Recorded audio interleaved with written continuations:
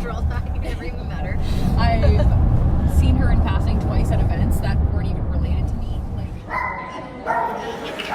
The purpose of our clinic today is to bring veterinary services and veterinary care to underserved and remote communities in northern and other parts of Canada. Ceva Dog Network is a nonprofit based in Winnipeg that's dedicated to providing veterinary resources to First Nation communities that have little to no access to veterinary care. At some point in my career, it became clear to me that there were large portions of society that had pets and cared about their pets, but did not have easy or affordable access to veterinary care.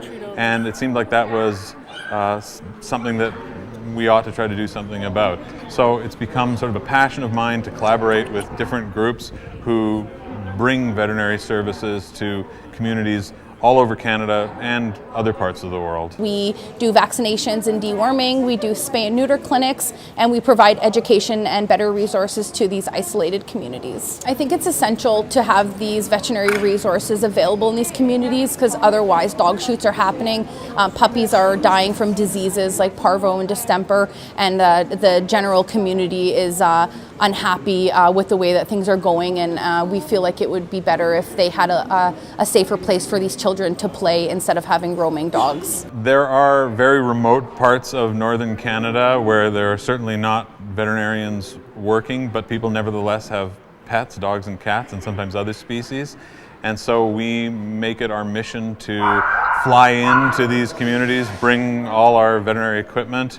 I think that the human-animal bond is a strong one no matter where it is, and people with pets, they love their pets. The problem is seldom that they need to learn anything about veterinary medicine, it's simply that they don't have access to it.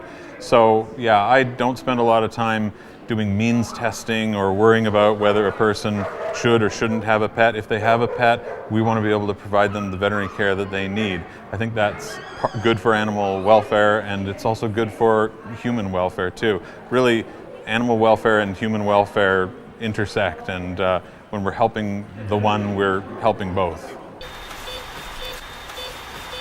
So this dog came from a remote community. Animal welfare has been a defining part of my career. It has led me to get involved with the Winnipeg Humane Society, our local animal shelter, community veterinary outreach, a service that provides veterinary services to marginally housed and homeless people.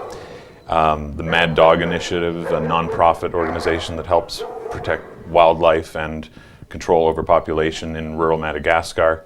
Traveling to Madagascar was really extraordinary because we were able to not only help to control dog and cat populations that may adversely impact indigenous wildlife, but we were able to help local Malagasy veterinarians acquire skills that they wouldn't otherwise have. So that was a very rewarding experience in a lot of ways with respect to animal welfare, but also helping a country that was very much in need. Veterinarians like Dr. Jonas Watson is basically how we're able to combat this. Not only is he an amazing veterinarian, but his kind and compassion for these companion animals as well as the First Nation communities that we do target, and I don't think we could do anything without him. I'm just so happy that he's in our community, and doing this, and that just makes me so happy that he's here with us.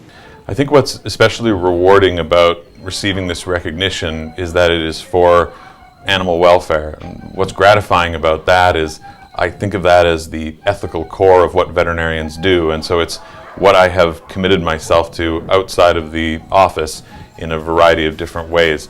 Many of the projects I've undertaken are about the provision of veterinary services to underserved communities, both geographically and socioeconomically.